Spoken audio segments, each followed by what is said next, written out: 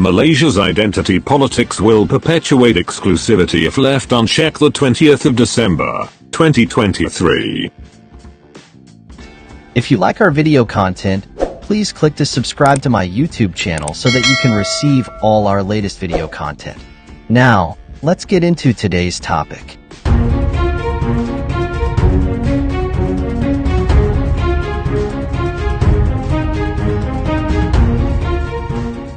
Some observers contend that the outcome of Malaysia's 15th general election GE15 demonstrated a rising tide towards right-wing conservatism.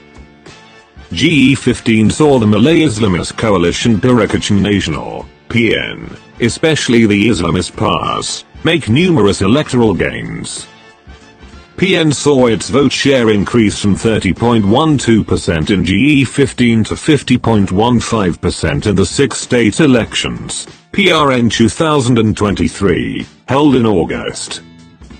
In 2023, Peninsular Malaysia witnessed 5 by-elections with PN's vote share increasing for all constituencies, especially for the Kementerian seat in Terengganu by-election on the 2nd of December, 2023. Several hypotheses have been proposed for this shift. The general disenchantment with the Malay political establishment represented by the United Malays National Organization, UMNO, the widespread usage of TikTok to spread misinformation, and low political literacy among the youth. In addition, PN's sustained use of Islam and identity politics contributed to its outstanding showing. For example, in the Kementerian by-election campaign, Muhyiddin Yassin used religious rhetoric to claim that UMNO members who left the party would be rewarded since their actions were equivalent to the Prophet Muhammad's hijrah, migration, to Medina. Malaysia has witnessed conservative indoctrination and mobilization initiatives for several decades. Among the factors for growing conservatism are religious educators' exposure to stricter interpretations of Puritan Salafism that seeks to eliminate so-called heretical developments in Islamic customs. The increasing role of the religious bureaucracy, that is, the Department of Islamic Development, JAKIM, and the influence of Islamist civil society organizations such as Angkatan Belia Islam Malaysia, ABIM. Since previous UMNO administrations were responsible for directing the Islamization project in the country, PAS was seen as redundant and even extreme for suggesting a further move towards a so-called Islamic state. I have a simple favor to ask. If you're finding this discussion interesting, please give it a thumbs up. Your likes and comments mean a lot to us and help others find this content. If you haven't already, consider watching the whole video to support our channel. Your engagement is crucial and enables us to keep providing detailed analyses of global events. Thank you for being a part of our community. The rising tide of political polarization in Malaysia as evidenced by the by-election results is a pressing concern that demands proactive and concerted efforts from all segments of society. However, PAS participation in the federal government between 2020 and 2022 has enhanced the party's legitimacy. Decades of conservative indoctrination and mobilization in Malaysia have paved the way for PAS to claim itself as the voice of the Malay Muslims, since Islam has become the most important factor for the Malay community's political behavior. In the 2022 election, identity politics helped PN to finish second to Pakatan Harapan, PH, for seats won and votes received. It is not surprising that the coalition continued with this strategy in 2023. During the Pillai and Simpang Jarum campaigns, Bersatu's Muhyiddin Yassin touched on religious sentiment by alleging that voting for the PH candidate was a sin. With a Merdeka Center poll showing that Muslim youth consider Islam to be significant in public life, Malays are arguably susceptible to religious rhetoric. Religious symbolism in public becomes a cue for political decision-making. Among the 3 main Malay-based parties, PAS won 42 seats in GE15 compared to Bersatu's 31 and UMNO's 26. showing an obvious shift among the Malays to religion-based political parties.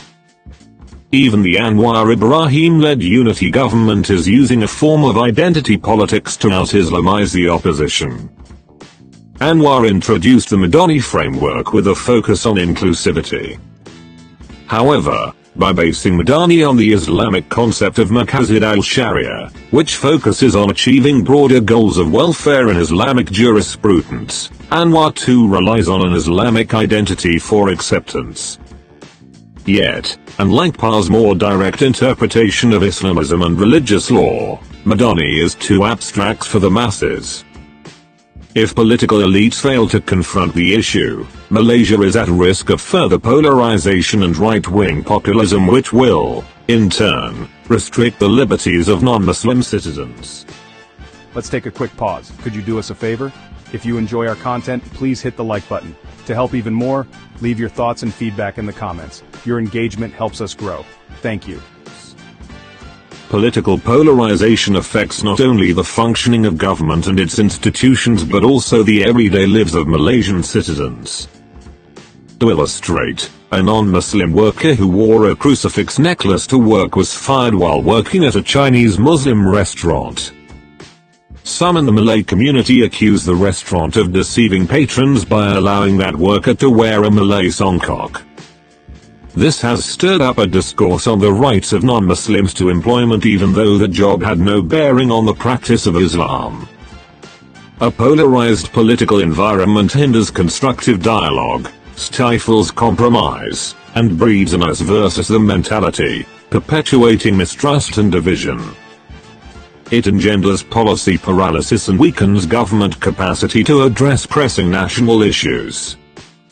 For example, Parliament has spent time debating organizing concerts and nurses' uniforms and sessions meant to focus on the federal budget and health white paper.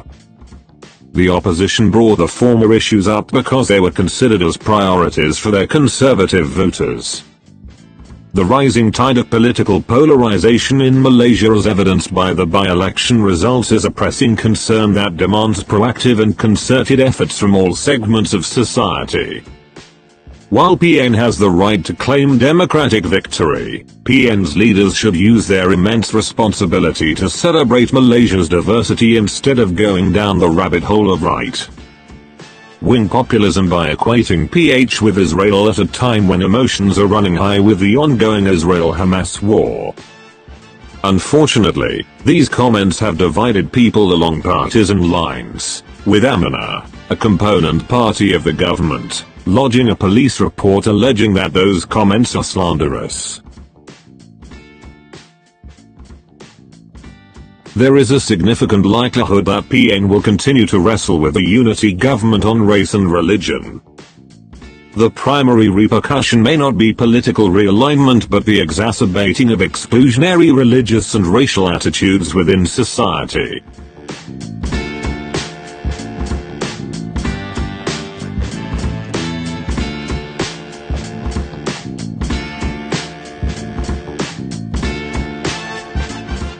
Guys, what do you think about this? Leave your comments below and do not forget to like the video and subscribe to our channel. Bye everyone!